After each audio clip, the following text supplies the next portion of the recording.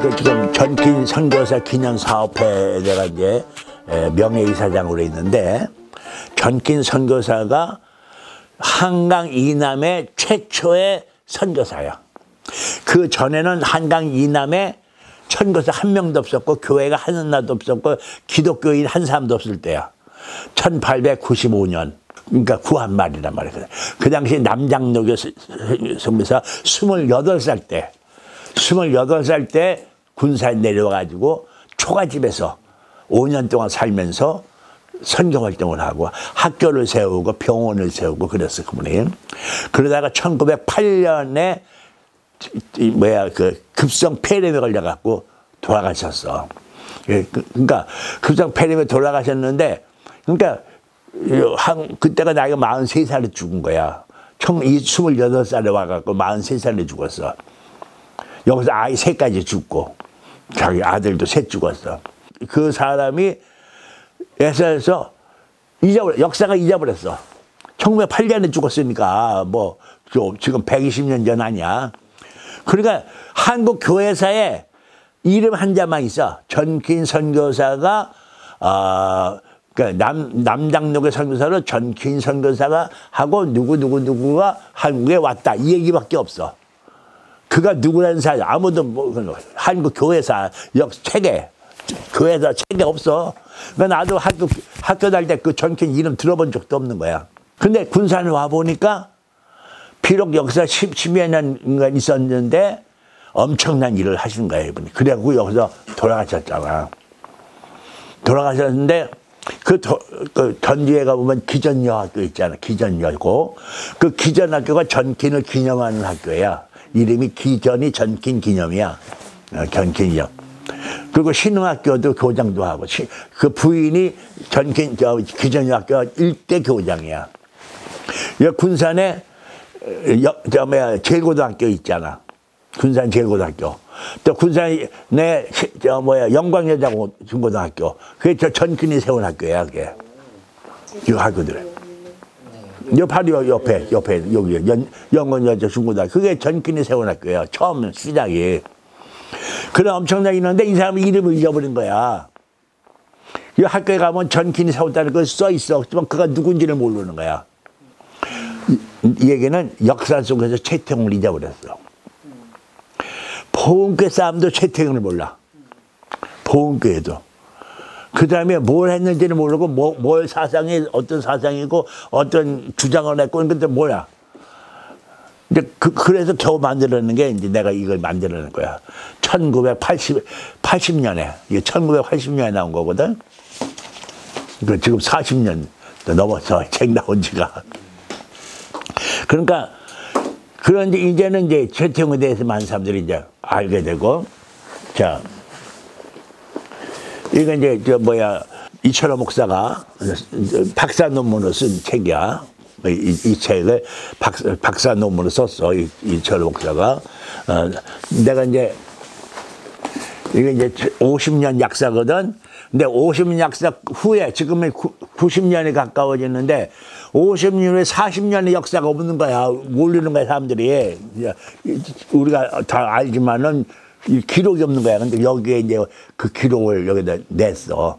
여기까지는 이제 50년까지는 내 책을 보고 이제 쓰고 그 참고를 했고, 50년 이후로는 자기가 이제 또 이렇게 조사를 해가지고 썼어. 이 보은교회 역사와 신학이라는 걸 책을 쓰는데, 어쨌든 50년 역사 다음에는 이거 남은 거라고. 자료가 이거밖에 없어. 그 다음에 이제 최태웅 목사님 다음에 얘기할 텐데, 천례지성이라는 책을 썼어. 근데 천례지성 쓰기 전에 아까 1924년도에 일본에서 이제 한국을 건너와. 그러니까 1923년이 무슨 해야? 관동 대지진이라는 거야. 그때 이제 그 한국으로 우리나라로 다시 귀국해가지고 귀국 서울에 가서 거기에서 이제 신생명이라는 잡지가 하나 있어. 신생명이라는 잡지. 그 원고를 이렇게 이제 보내. 그래서 거기에 계속 원고를 보내는데 그 뭐냐면 교회를 좀 새롭게 하는 논문을 계속 발표하는 거야. 그때 1924년도부터 쓴 그 신생명지에 발표한 글을 모아서 여기에 썼어. 여기에 최태영 전집 6권에 그분의 책이 있어. 이제 글이 있어. 그 글이 여기 보면은 일본에 보낸다라는 이제 그 글이 있어. 일본에 번역을 한 거예요. 여기는 원래는 번역한 건데 일본어로 썼거든. 일본 사람에게 보낸다. 근데 그때 이걸로 쓰고 1923년 이걸 쓰고 그다음에 한국으로 귀국한 거야. 그러니까 이거를 이제 여러분들이 읽어봐야 돼. 이 책을 이제 여기 글을 이거를 여러분들이 이제 읽어야 되고 그 다음에 이제 와서 신생명지에다 발표한 글들을 이제 있는데 글들을 여기 이제 모아가지고 이걸 이제 기록을 한 거예요. 이걸 발표한 거예요. 이 책은 최문규 장로님이라고 서울보훈교회에 최문규 장로님이 있었어요. 그 최문규 장로님이 이제 한국은행 감사를 하셨는데 그걸 은퇴하신 다음에 당신의 사명으로 최태영 목사님의 그 영과 진리와 최태영이라는 그 필경 잡지가 있어. 그러니까 이게 인쇄 잡지가 아니고 손으로 필경해가지고 만든 잡지. 그 책을, 근데 그게 옛날 글 아니야. 1930년대, 20년대 글이잖아. 그러니까 그거를 요즘 사람들이 잘 못 알아보잖아. 그러니까 그거를 현대역으로 이렇게 새로 쓴 책이야. 쓴 글이야. 새로 그 번역을 했던 거야. 번역해서 지금 이게 6번째 아니야. 그러니까 1권서부터 6권까지의 책을 봐요. 이게 우리 복음교를 연구하려면은 이걸 다 갖고 있어야 돼. 이거를 그러니까 여러분들도 다 못 구하면은 이 6번이라도 먼저 구해요.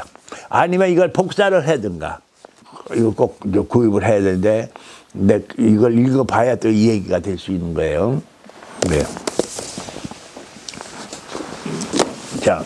이러한 그 19세기에서 20세기를 넘어오는 그 세계 위기 시대, 기독교 위기 시대에 살아온 최태영과 이제 우리는 21세기의 위기의 세기를 또다시 맞이하면서 살아가야 할 우리들이란 말이에요. 그러면 여기서 어떤 생각하냐면은 최태영이가 그렇게 살았던 그 아픔의 세월이 우리들에게는 있느냐 이거죠. 우리는 너무 편하게 지금 믿음 생활하고 있고 편하게 공부하고 있고 편하게 지금 살아가고 있지만은 사실은 편하지가 않아요. 이제 여러분들 앞에는 엄청난 도전이 이제 여러분 앞에 있게 돼요. 엄청난 도전이 있게 돼야 돼요. 자, 여기 보면은 이제 그래서 거기에 이제 1923년 동경 대지진이 일어나 일본인들이 수많은 한국인들을 무참히 살육하는데 하는 대참사가 일어났다. 이러한 혼란 속에서 최태영은 일본에 보낸다는 소책자를 발견하여 일본 사람들에게 그들의 야만적 행동을 책망하며 하나님의 징벌이 더 내리기 전에 크게 회개하라고 촉구하였다.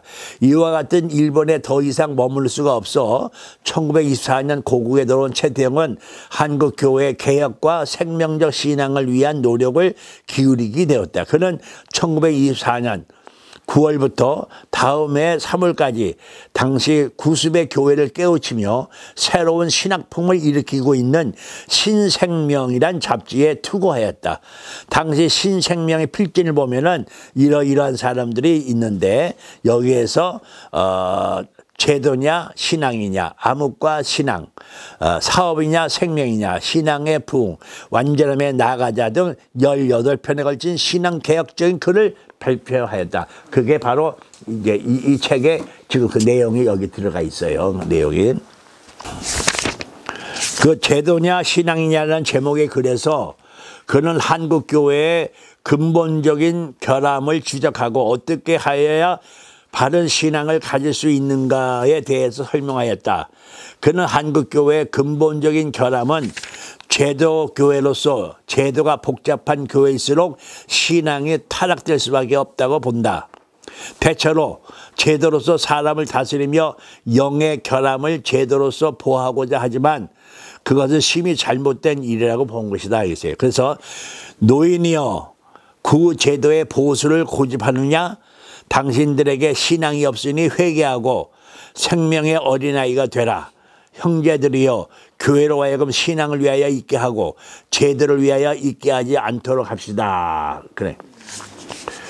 그러니까 여기서 제도를 주장하는 것은 소위 교회가 율법주의화 되었다는 것을 말하는 거예요. 율법주의. 율법화 되었다는 얘기입니다. 그러니까 율법화 되었다는 건 어느 정도냐? 이런 정도예요. 이런 일이 실질적으로 있어. 목사님이 피아노를 여기다 떠났어. 그때는 어느 교인이, 장로님이, 아, 목사님 왜 피아노를 거기다 넣습니까? 여기다 넣어야죠. 그러니까 어느 교인이, 아, 그건 목사님한테 여기다 놔요. 아, 여기다 가서 놔. 이거 갖고 싸움이 나. 그거 갖고 분기로 가요. 커튼을 치는데 붉은색 커튼을 치느냐 파란색 커튼을 치느냐 이거 갖고 싸움지들이야.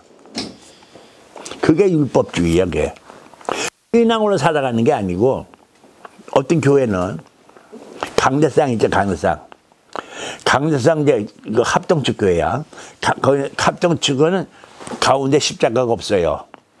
합동측 이제 이 강대상에 이제 그 사찰 집사가 행사가 있어갖고 무슨 집회 그 행사를 그 강사 위에다 이렇게 붙이려고 강대상 위로 올라갔어. 올라가갖고 이 의자 위로 올라가서 이렇게 이제 붙이려니까 장로가 와가지고 야단 치는 거야. 왜냐? 그거는 지성소다 이거야. 강대상 위는 지성소야. 거기인데 네가 어떻게 올라가냐?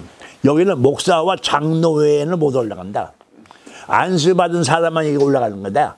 그러니까 네가 여기 올라가느냐? 내려와라. 그래갖고 야단 쳐갖고 내려왔어. 그게 뭐예요? 그게 율법주의야. 율법주의는 게. 어느 신학대학교에 있던 일이야. 어느 신학대학교 학생이 독일어 원서책을 이렇게 보고 있어서 대학생이 독일어 원서 본다는 거니까 보통 일이 아니죠.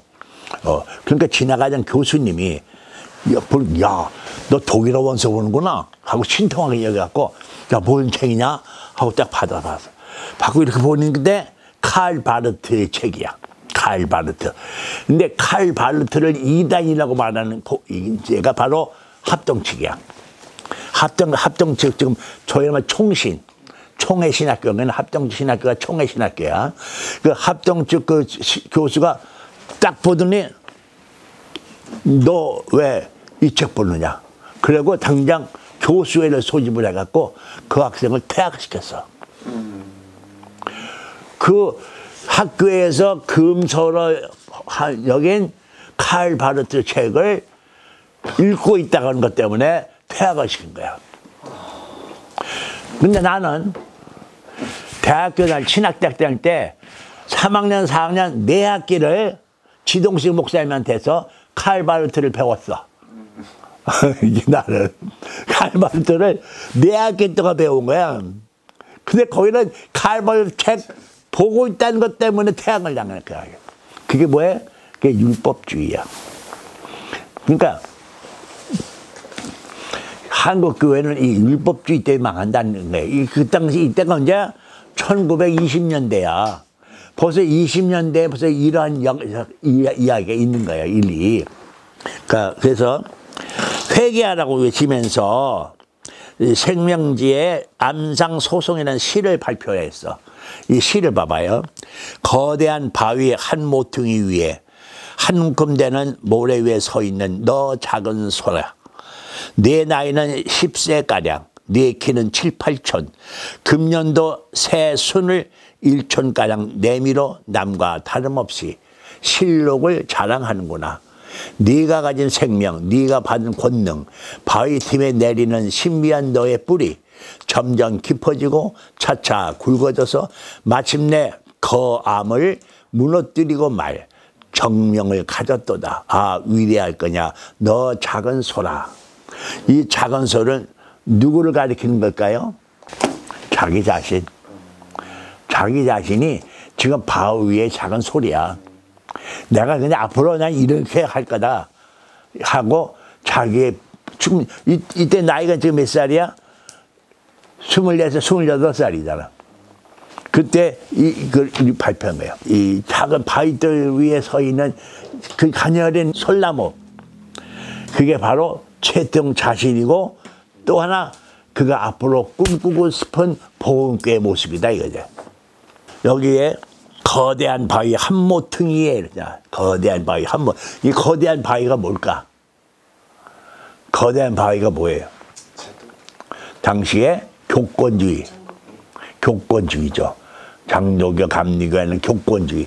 그 교권주의의 한모퉁이에서 이거를 때려부시고 이걸 때려부시고 새로운 소나무를 키우려고 하는 그 정말로 웅대한 꿈을 이 당시 젊은 청년 최태용이가 가지고 있었던 것이죠. 천례지성을 온 땅에 그래갖고 1925년 6월 10일 날 천례지성이라는 잡지를 창간하게 됩니다.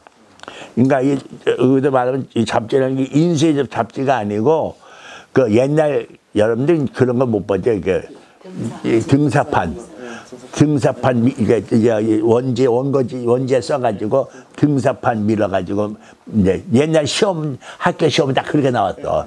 예. 근데 이제 그렇게 해서 만든 잡지야. 그렇게 만든 잡지. 그 잡지나 6월 10일 잡지에 발간 기도를 이렇게 하고 있습니다. 도덕은 무력해지고 종교는 부패했으며 생명은 죽은 껍질이 되었고 진리는 그 소리를 잠잠히 하였습니다. 광명은 어디에 있는지 온 땅은 빽빽한 암흑이 올시다. 아, 무서운 세대를 당하였습니다. 생명을 구원하는 당신의 말씀에 능력 있는 운동이 온 땅을 덮어 행하시옵소서. 다시금 조선의 구원이라는 제목에 아, 하나님이여 조선을 구원하옵소서. 당신의 권능 있는 복음으로 이 백성을 돌보시옵소서. 아, 저희는 썩었습니다. 여기 저희라는 것은 저 사람들을 말하는 거야. 나를 말하는 게 아니고 저들은 그런 말이야. 저희는 썩었습니다. 육도 망하고 영도 죽었습니다. 예. 나라도 망하고 정신마저 망해가는 민족의 희망은 오직 복음의 생명적 운동에 있음을 이제 그는 역설하였다는 것이죠. 다시금 넘어서서 37쪽에 보면은 거기에서 금일의 조선교회와 그리스도와는 아주 별물. 현재 오늘날 한국교회는 조선과는 그리스도와는 아무 관계가 없는 교회가 돼버리고 말았다 하는 얘기를 하는 거예요. 금일의 조선교회는 그리스도에게서 떨어져서 세상에 화한 그 본의를 잃어버린 사람에게 밟히는 무효한 것이 되었다. 그러면 가련하다. 조선 사람의 영혼이 어디 가서 구원의 복음을 들으며 어떻게 구원을 얻는다는 말인가. 아, 망할 아마 욕인가 같아. 저의 영도 부활할 길이 보이지 아니하니 아, 이 나라가 어찌 될 것인가. 이 백성 어찌 될 것인가. 아, 통탄의 크기로다. 이게 지금부터 100년 전 젊은 최태용이가 피를 토하는 심령으로 이 글을 쓴 거예요. 근데 이 글이 오늘날 우리가 읽어도 전혀 옛날 글 같지가 않잖아. 지금 우리도 이렇게 피를 토하는 심령을 오늘날 한국교회를 향하여 외쳐야 되는데 이렇게 외치는 한국교회가 누가 있느냐. 100년 전에 젊은 최태용이 이런 얘기를 했는데 100년 후에 오늘의 우리는 뭘 하고 있느냐 하는 얘기죠. 다만 최태용은 의지할 곳은 하나님뿐임을 확신하게 된다. 나는 다만 기도한다. 하나님이여 이 백성을 기억하시옵소서. 그래서 우리는 최태용의 신앙을 두 초점이라고 했죠. 하나는 복음이고 하나는 민족. 민족 구원. 그래서 우리 기독교를, 우리 복음교를 민족 구원의 교회라고 그래. 민족교회라고 그래. 그래서 우리는 민족교회라고 그러는 거예요. 흔히 민족교회 하니까 무슨 뭐 민족을 위해서 우리가 뭐 독립운동을 했느냐, 뭐 독립투쟁을 했느냐, 뭐 이런 게 이제 비아냥거리는 사람들인데, 그런 의미에서의 민족교회가 아니고 민족 자신의 교회. 외국의 자선의 교회가 아니라, 외국 자선으로 인해서 만들어진 교회가 아니라 우리 스스로 심겨진 우리 자신의 교회를 그래서 이번 하기를 땅은 일본에게 빼앗기고 정신은 미국에게 빼앗기고 우리가 언제 그러면 독립할 수 있느냐. 그러니까 정신이라도 똑바로 차려야만 땅도 찾을 수가 있다. 최태영 목사는 그렇게 얘기를 하는 거예요. 근데 정신까지 완전히 이제 미국화가 돼버리고 말이야. 지금 오늘날 우리 한국 교회는 뭐예요? 완전히 미국적 교회가 돼. 지난번에도 말한 것처럼 모든 교회는 다 미국화된 교회가 돼버리고 있잖아요. 사실 이 몸은 한국인이고, 근데 이 신앙은 미국화돼 버리니까 이게 미국과 신앙과 우리 이 몸과 따로 놀아. 이중적인 신앙이 돼버리는 거야. 그랬기 때문에 소위 뭐라고 하나가 그걸 무슨 뭐라고 그래. 이제 이중적인 신앙. 그러니까 외식적 신앙이래요. 몸과 마음이 하나가 되는 신앙이 돼야 되는데 몸과 마음이 하나가 안 되는 신앙인 거예요. 그러니까 외식적 신앙이니까 여기에 틈이 생기니까 이단들이 생겨나는 거예요. 자, 그래서 여기에 또 이런 말 했어요. 그 최태영 목사가 이제 천년시장에서도 한 말이, 요컨대, 여기 가운데, 요컨대 조선 민족의 흥망은 피 등이 그리스도를 향하는 태도에, 우리가 그리스도를 향하는 태도에 달려 있다. 그리스도를 받느냐 그리하면 흥하리라. 그리스도의 영역을 충분히 만국혼을 깨끗게 한다. 그 영역의 조화에 참여한 자는 충분히 자기 자신의 멸망치 않음을 확신하게 되리라. 또한 우리는 조선이 멸망치 않음을 확신하게 되리라. 이 확신을 가진 자가 몇 사람이 있기를 나 자신이 멸망에서 구원받았다. 또한 내가 조선을 멸망치 않게 하리라는 담대한 확신을 가진 자가 몇 사람인가. 그리하여 이 수가 이 나라의 멸망을 막으리는 만큼 정도의 차기를 나도 하늘 사자에게 묻노니 100인이면 멸망시키지 않겠습니까? 10명이면 멸망시키지 않겠습니까? 이게 한다 이거야. 누가 그렇게 얘기했죠? 아브라함이 소돔과 고모라 성을 멸망시키지 않겠습니까? 할 때, 그런데 그 한 명이 없어, 그 10명이 없어갖고 소돔과 고모라가 멸망하잖아. 지금 그 10명이 없다는 것 때문에 지금 이분은 여기서 지금 피를 토하는 심정으로 이렇게 기도를 하고 있는 겁니다. 자, 이제 그 다음에 세 번째는 폐허 위에 일어나는 소용돌이입니다. 이 폐허라는 말은, 이제 폐허가 뭐예요? 앞에다 황자 붙이면 뭐가 돼? 황폐하다. 그 황폐하니 뭐예요? 모든 것이 다 무너져가지고 그냥 다 뒤집박돼갖고 아무것도 뭐 동식물도 살 수 없는 그런 곳이 돼버리고 말았다는 거죠. 땅이 완전히 뒤집어져가지고 동식물도 살 수 없는 땅이 돼버리고 말았다는 거예요. 그게 황폐한 땅이. 근데 그 폐허라는 그 동인지가 있어요. 1920년 7월 퇴폐적인 경향의 문학자들이 중심이 되어 폐허라는 동인지를 발견했는데, 그때 공초 오상순 선생이 시대고와 희생이라는 글을 발표했어요. 거기서 이렇게 얘기합니다. 우리 조선은 황량한 폐허의 조선이요, 우리 시대는 범민의 시대이다. 1920년에 쓴 거예요. 그러니까 3.1운동 바로 직후에. 이 말은 우리 청년의 심장을 짜기는 듯한 아픈 소리다. 그러나 이 말을 아니할 수 없다. 엄연한 사실이기 때문이다. 소름이 끼치는 무서운 소리나 이것을 의심할 수 없고 부정할 수가 없다. 이 폐허 속에는 우리들의 내적, 외적, 심적, 물적의 모든 부족, 결핍, 결함, 공허, 불평, 불만, 울분, 한숨, 걱정, 근심, 슬픔, 아픔, 눈물, 멸망과 죽음의 죄악이 계약이 쌓여 있다. 지금 현재 그런 땅이 되어버리고 마는 거야. 그날 조선이 우리나라가 지금 그런 형편이다라고 이 공적 오상선 선생이 지금 이제 말하고 있는 거잖아요. 그 아픔을 얘기를 하는 거예요. 그 어디를 보거나 다 폐허 같은 것이다. 폐허 같은 거. 그러니까 자, 우리가 하나님 오늘의 이 어둠의 세계를 밝게 비추어 주옵소서라고 우리가 기도할 때 그 어둠의 세계는 왜 어둠의 세계라고 그래요? 우리는 오늘의 우리 시대를 얘기할 때 하나님 이 어둠의 세계를 밝혀 주옵소서, 우리 어둠의 세계를 빛으로 환하게 비추어 주옵소서라고 얘기를 해요. 그게 뭐예요? 우리가 이 어둠의 세계는 뭐냐면 사람들이 살아갈 길이 없어. 막막해. 도덕은 땅에 떨어져 있어. 윤리는 완전히 질이 멸렬해져 버렸어. 사람들이 어떻게 살아갈 것인가 그저 생각해 본들 방법이 없어. 정치는 문란하게 빠지고 경제는 완전히 무너져서 오늘날 가난한 사람들이 살아갈 길이 없고, 이런 세상이 무슨 세상? 어두운 세상이죠. 이런 어두운 세상, 우리가 그때 어두운 세상을 표현하거든.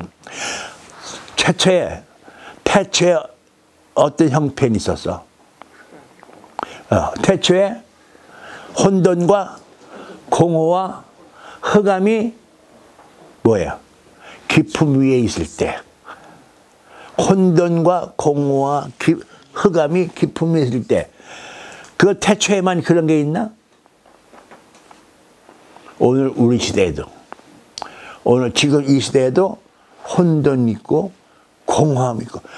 뭐가 혼돈해? 정치계가 혼돈스러워. 도대체 어디로 흘러가는지 알 수가 없어. 그냥 공허가 뭐 공허해? 사람들의 마음이 공허해. 네? 흑암이 뭐야? 어찌 살 것인가? 앞날이 캄캄해. 하루하루 살아간다는 게 캄캄해. 캄캄절벽이야. 여기에 뭐가 있으라? 빛이 있으라. 예히오르에 빛이 있으라. 그 빛이 사람이 되어 나왔으니 그게 누구야? 예수 그리스도라. 복음, 요한복음의 얘기가 그거야. 예수 그리스도만이 이 일을 할 수가 있다는 얘기야. 그게 지금 최태양 선생이, 목사님이 한 얘기가 바로 그 얘기예요. 지금 이 캄캄한 이 나라를 밝게 할 수 있는 방법은 이거밖에 없다. 예수를 똑바로 아는 것밖에 없다. 누구를 알라? 하나님을 알라. 하나님을. 그러니까 우리가 알라라는 말은 여러분들 그걸 알아요. 알라. 암이란 말이죠. 암. 니을 미음 암. 그 알라라는 말은 뭐냐면 그냥 안다는 게 아니라, 내가 지난번에 얘기했잖아요. 우리가 흔히 말하는 안다. 내가 누구를 안다. 이름도 알고 얼굴도 알아. 그러나 누군지 몰라. 그렇죠? 그건 관계가 아니야. 그러니까 이런 관계지 더 이상 관계가 진전돼 있지는 않아, 우리는. 그렇잖아요? 근데 하나님을 안다, 예수를 안다 해도 그 정도만 알아갖고는 안 된다 이거야. 어느 정도 알아야 돼? 내가 그리스도 안에 있고 그리스도가 내 안에 있는 거야. 그리스도와 내가 하나가 되어지는. 그러니까 그렇게 알아야 돼. 그렇게 하려면 어떻게 해야 돼? 그냥 뭔데 이렇게 옆에 있으면서는 안 알려줘. 어떻게 돼요? 하나가 돼야 알지. 그래서 부부는 뭐예요? 일신. 부부는 일신이라고 그러는데 그 일신 그럴 때 뭐라고 부인을 말해? 자기라고 그래. 자기가 누구야? 나란 말이야. 나. 자기야. 그래. 나. 네가 나야. 내가 너고. 우리는 계속 알아야 되는 거야. 근데 그냥 얼치기로 알아가지고 예수 믿는다고 그런 건 안다고 그러잖아요. 기독교 교회의 4가지가 뭐라고 있죠? 교회의 4가지의 역할. 처음에는 캐리그마라는 선포야. 선포. 복음 선포. 하나님 말씀을 선포하는 기능이 있어야 돼. 교회가 하나님 말씀을, 복음을 선포하는 게 없으면 안 되죠. 그 다음에 2번째는 디다케라고 그래. 디다케는 교육이에요. 교육. 세 번째는 코이노니아, 그리스도 안에서의 친교, 교제. 그 네 번째는 디아코니아, 봉사야, 봉사. 그래서 캐리구마, 디다케, 코이노니아, 디아코니아. 네 가지 중이야. 근데 거기에 하나라도 빠지면 교회가 아니야. 이 네 가지 중에 하나라도 빠지면 어느 교회 가보니까 마지막에 없더라고. 디아코니아가 없더라고. 봉사가. 자기 교회만 있어. 밖에 나가서 세상을 섬기는 일, 세상을 돌보는 일, 이웃을 돌보는 일. 그게 디아코니가 없어. 그건 교회가 아니야. 근데 내가 지금 얘기한 것은 두 번째. 디다케. 교육이 있어야 돼. 근데 교육이란 것은 하나님을 아는 교육을 해야 돼. 그러니까 우리 하나님을 아는 교육을 열심히 해야 되는데 그걸 열심히 못함으로 말미암아 오늘날 한국 교회가 어지러워지는 거예요. 그러니까 열심히 하는 그 얘기는 뭐냐면 제대로 진리를 가르쳐야 된다는 얘기야. 하나님을 아는 거, 하나님이 어떤 분이냐? 하나님은 공평과 정의의 하나님이야. 근데 교회에서 공평과 정의 하나님을 안 알려주면은 그건 교회가 아니야. 근데 공평과 정의를 알려주는 교회가 별로 없어. 교회들이. 하나님은 공평한 하나님이고 정의로운 하나님이라는 것을 그게 없어. 그냥 그 예수 믿고 천국 가고 뭐 성령 충만 받고 이 얘기만 해. 적어도 장성한 분량에까지 달려가노라 하는 그런 말씀에서 우리 비춰볼 때 우리는 하나님을 열심히 점점 더 알아가야 되는 거예요. 하나님이 누구는 그래서 그 예수 그리스도의 그 삶을 우리가 구현해내는 그런 삶. 바로 최태영 목사가 우리에게 얘기하고자 한 것이 당시 한국 교회가 그걸 안 하고 있다는 얘기야. 그러니까 그건 내가 하겠는데 그럼 할 수 없지 내가 나설 수밖에 없다 하는 얘기야. 근데 폐허 위에 일어나는 소용돌이야. 이제 폐허 위에 소용돌이를 치는 거예요. 40쪽에 보면은 1920년대에 들어와서 백성들의 유일한 자유와 희망의 창고로서 교회는 그 문을 닫아버리고 두꺼운 교리의 커튼을 늘어뜨린 채 안주하여 버렸다. 자, 이게 왜 뭔 얘기냐면은 처음에 한국의 선교사들이 이제 왔을 때 처음에 원다우드, 마펜셀라, 아까 말한 전킨 선교사 19세기 때 선교사들이 우리나라에 복음을 전하러 왔을 때 그들은 순수한 마음으로 정말로 예수를 알려주기 위해서 예수 믿지 않는 이 나라의 백성들에게 예수를 알려주기 위해서 온 거야. 복음주의라고 그래. 그 복음주의 정신을 가지고 왔어. 근데 이제 이 문제가 이제 어떤 데냐면 아까 19세기 말에 20세기는 뭐라고 그래서 위기의 시기였잖아. 근데 위기의 시기가 아니고 무슨 세기였다? 기독교가 확장한 시대가 죠. 그 위기의 세기를 어떻게 극복할 것인가? 랄 때 두 가지의 얘기가 나와. 위기의 세기, 그러니까 19세기에서 20세기를 넘어오면서 이 20세기를 위기의 세기에서 건져낼 수 있는 두 가지 길. 하나는 바로 복음주의야. 그 복음주의는 뭐냐면은 순수한 성경으로 돌아가서 성경의 말씀대로 행하자. 그리고 그거를 사람들에게 알리자. 그래서 그 당시에 무디라고 하는 선생이 있어서 무디, 그 목사가 아니야. 구두방 하던 삶이야. 근데 그 구두방 하던 그 사람이 이제 뭐라고 그래 성령 충만해져 가지고 사람들에게 교육을 시킬 때 성경 공부를 시키면서 세계에 나가서 복음을 전하라. 그래서 그 무디, 아펜셀라나 언더우드 다 이 무디의 영향받고 왔어. 또 우리 지금 말 전킨이나 다른 선교사, 그 당시 선교사들 다 무디의 영향받고 온 거야. 간접적, 직접적으로, 간접적으로. 그 무디의 복음주의가 그 당시 미국을 살려냈다 해도 과언이 아니야. 그리고 그 다음에 뭐냐면 저기 영국에서 아까 말했잖아. 영국에서 공산주의 이제 칼막스가 거기 살았단 말이야. 30여 년 동안. 거기서 공산주의 혁명서를 발표하고 이제 자본론을 쓰고 완전히 유럽을 공산화시키고자 하는 그런 작전을 쓰고 있는 그런 반대 영국은 공산화가 안 됐어. 그 당시에 불란서하고 사회주의가 막 판치고 있었어. 독일, 이태리 막 사회주의가 막 퍼져나갔었어. 공산주의가. 그리고 완전히 이제 저기 러시아는 완전 공산주의 혁명이 일어나 버리고. 근데 영국에 칼 막스가 있는데도 불구하고 영국은 끔찍 안 했어. 왜냐? 거기는 감리교, 구세군 철저하게 복음으로 백성들, 그 사람들을 위로하고 돌보았어. 그때 구세군이 길거리에서 자선 낭비 걸어놓고 우리 가난한 사람들에게 먹을 것을 줍시다 하면서 가난한 사람들 돌보자고 그러고.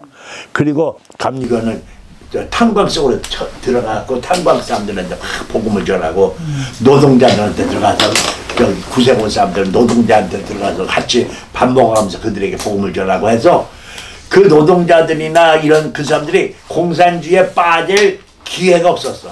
그러니까 그 사람들이 미국으로 건너가잖아. 영국인지 미국으로. 그래갖고 미국에도 공산주의가 발목 붙였잖아. 그런데 이 독일 뭐 스웨덴 그 스웨덴 지금 그 사회주의 국가잖아. 거기에 뭐 이태리 뭐 완전히 여기 막 그런 사회주의가 막 완전히 물들려 있는 그런 시대였거든요. 그때 그걸 극복할 수 있었던 게 하나의 그 사상은 복음주의였어. 복음주의. 그리고 또 하나는 이제 유럽에서는 뭐가 있었냐? 칼 바르트의 신정통주의 신앙이 있었네요. 칼 바르트 신앙. 그래서 이 두 가지가 20세기의 위기의 세계를 기독교가 극복하는 데 하나의 촉매 역할을 했다 해도 과언이 아니에요. 그런데 이제 문제는 이 복음주의가 완전히 그 사람들은 철저한 성경 중심주의야. 그래서 뭐냐면은 저희 뭐냐면 축자 영감설, 성경 무호설, 예? 축자 영감설, 성경 무호설이 뭐야? 성경에는 오류가 없다. 왜? 하나님의 영감으로 쓰여졌기 때문에. 그게 축자 영감설이야. 축자 영감설 또 그리고 오류가 없다. 그래갖고 성경을 문자적으로 해석을 해. 그 문자적으로 해석한다면 무슨 말이냐면은 하나님 예수님이 이런 말했어. 나는 양의 문이다 그랬어. 양의 문. 그러니까 양의 문이 뭐예요? 예수님이라는 얘기잖아. 나는 양의 문이다 그랬거든. 그러니까 목자들이 양의 문에 들어가면서 뭐 그냥 예수님 안녕하세요 인사하고 들어가. 양의 문이라고 그랬으니까. 그게 문자적 해석이야. 근데 그러니까 그러한 그 철저한 그러한 이제 그 첩자 영감설, 성경 무호설이 거기에 아주 좀 말하면 복음주의 하나의 그 정통이었어. 그게 신앙이. 근데 이제 유럽에서는 뭐가 나오냐면 소위 성경에 대한 비판, 그러니까 성경에 대한 비평적 성경 해석이 나오는 거야. 성경 비평주의가. 성경 비평주의가 나오면서 성경에도 오류가 있다. 나오고 있는 거예요. 그러니까 난리가 나잖아, 이제. 이쪽에서는 성경에 오류가 있다니까. 뭐, 그건 이단이라고 막 지금도 그래, 지금도. 이단이라고 막 그러잖아, 이제. 뭐, 무슨 오류가 있냐. 하나님 말씀 무슨 오류가 있냐, 막. 그런데 오해할 수가 있어. 원래 성경에 하나님께서 이제 이사야서를 쓸 때는 하나님의 영감으로 썼겠지. 그때 그거는 철저하게 무어야. 성경은. 그때 그건 무어야. 그러니까 이사야가 쓸 때 그건 하나님의 영감 받았으니까 그건 무어야. 그건 아주 맞아. 근데 그때 그게 그대로 있느냐? 그게 아니거든. 그게 이제 세월이 흘러가면서 베껴 쓴단 말이야. 이제 그 필사하여 나가거든. 원래는 그게 뭘로 써 있어? 파피루스에 써 있거나 아니면 양피지에 써 있거나 그런 거야. 근데 뭐 양피지나 파피루스가 세월이 가면서 다 상해버리거든. 없어져 버리거든. 파피루스는 뭐야? 갈대잎이거든. 갈대 줄기를 찍어가지고 펼쳐가지고 모아서 말린 거거든. 그러니까 세월이 몇 년 지나가면 다 흐물흐물하고 사라져 버린단 말이야. 또 양피지는 뭐야? 양의 속껍질, 양 껍질, 껍질 벗기면 속에 있는 껍질 그걸 쫙 펴가지고 말려. 그래갖고 그렇지만 그게 세월 지나가면 어떻게 돼? 줄어들어. 예, 뭐 줄어들어. 그러니까 글자가 이제 막 변형이 되는 거야. 사라지고. 또 잉크가 뭐 이런 잉크가 아니잖아. 뭐 잉크야. 뭐 돌가루, 빨간 돌가루, 뭐 고래 피, 뭐 이런 것들. 그런 것들로 뭐 쓰니까 이게 뭘 새겨 발라서 뭐 희미해지잖아. 그러니까 어떻게 해야 돼? 성경을 그러기 전에 베껴 쓰는 거야. 베껴 쓰는데 이제 복사해서 그런데 지금 복사기처럼 이렇게 복사하는 게 아니잖아. 일개 손으로 이렇게 벗겨 쓰는데 호롱불 밑에서 쓰면 제대로 보이지도 않잖아. 또 글씨도 이제 잠깐만 이게 이상하게 돼. 그러니까 뭐 그게 어떤 것인지 보이지도 않잖아. 그러니까 이것이 간지 이것이 난지 잘 보이지도 않아. 그러니까 뭐 쓴 사람이 이거 나구나. 가를 나로 쓰고 기억을 니은으로 쓰고 이런 식이 되버리는 거야. 그러니까 그것이 한 번 베껴 쓰고 두 번 베껴 쓰고 세 번 베껴 쓰고 이렇게 베껴 쓰다 보니까 몇백 년이 지나오면서 처음에는 아버지 방에 들어가신다가 저 끝에는 뭐가 돼? 아버지 가방에 들어가신다가 돼버리고 말 거예요. 그러면 아버지 가방에 들어가신다가 또 무엇을이라고 하고 그대로 아버지 가방에 들어가신다고 얘기하면 되겠어? 아니잖아. 아버지 방에 들어가신다고 찾아내야 되잖아. 그 찾아내는 방법이 성경 비평하기야. 그게. 근데 이제 이쪽에서는 그냥 그대로 그걸 해야 돼. 그 복사한 것도 하나님 말씀이라는 거야. 이제 그게 틀린 것도 그것도 성령에 의해서 틀려진 것이니까 그것도 그대로 믿어야 된다는 거야. 그냥. 이래갖고 이제 문제가 생기는 거야. 그게 프린스턴 신학교가 서울에 이제 미국의 제일 유명한 신학교 프린스턴 신학대학이 있거든. 프린스턴 신학대학교 교수들이 그거 아니다 이거예요. 그래갖고 구라파에 성경 비평학을 들어왔어. 그래갖고 성경 비평을 가르친 거야. 1910년대야.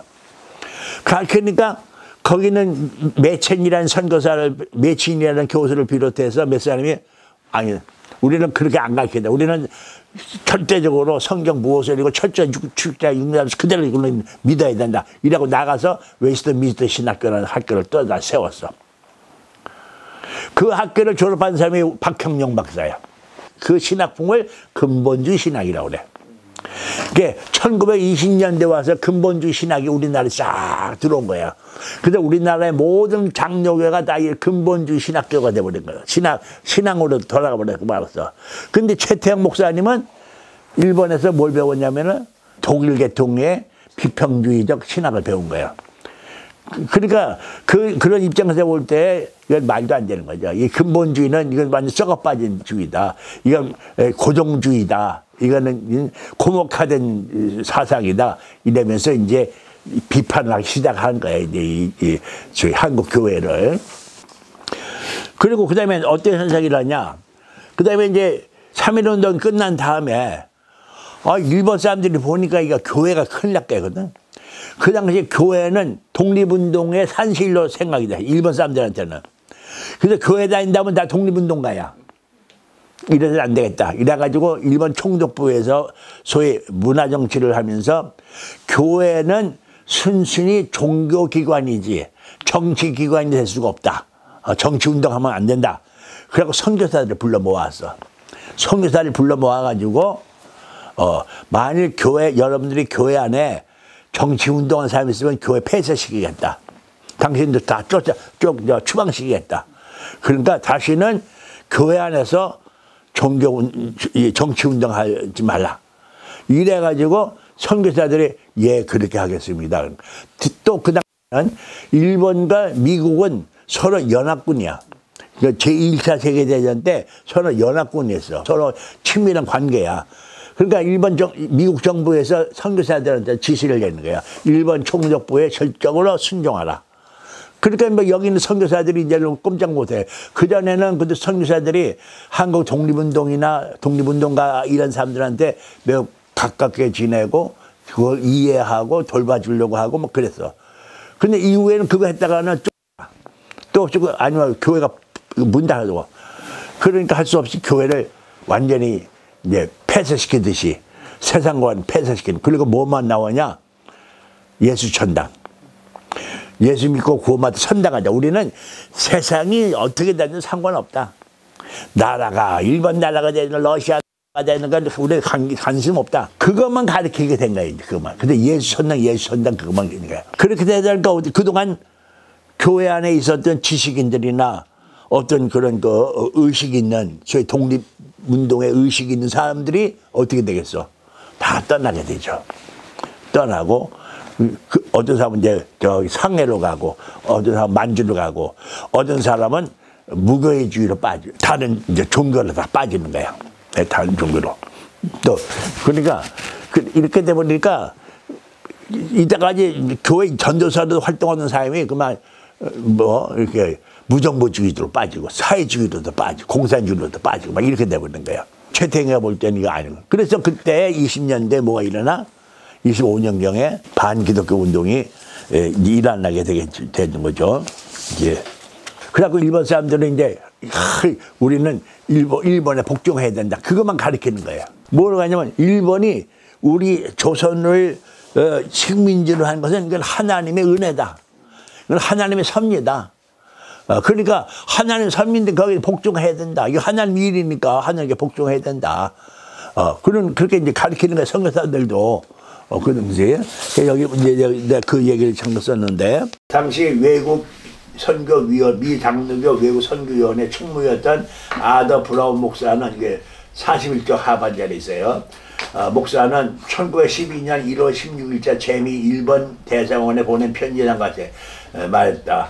일본 통치는 한국이 다른 나라에 통치되는 것보다 훨씬 낫고 또 한국이 자기 손 다스리는 것보다 훨씬 낫다. 그렇게 얘기합니다. 그러니까 그 당시에 만 선교사들뿐만 아니라 그 외국인들을 볼 때는 대부분이 당시 일본은 상당히 개명화돼 있었어. 근대화돼 있었어. 그리고 조선은 상당히 어지럽고 촌스럽고 미개한 그렇게 보여지는 거예요. 조선은.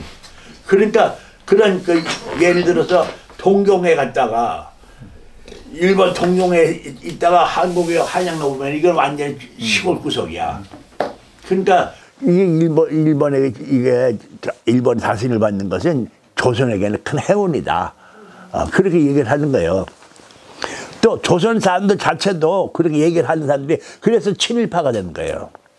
친일파 중에 대부분 사람들은 이렇게 될 바에 나라가 망한 바에는 일본 사람들 망한 것이 낫고 러시아나 중국에 망한 것보다는 일본에 망한 게 낫고 그러면 일본 사람들 배우면은 일본처럼 우리도 잘 살게 된다 이런 생각을 가지고 친일파가 된 거죠.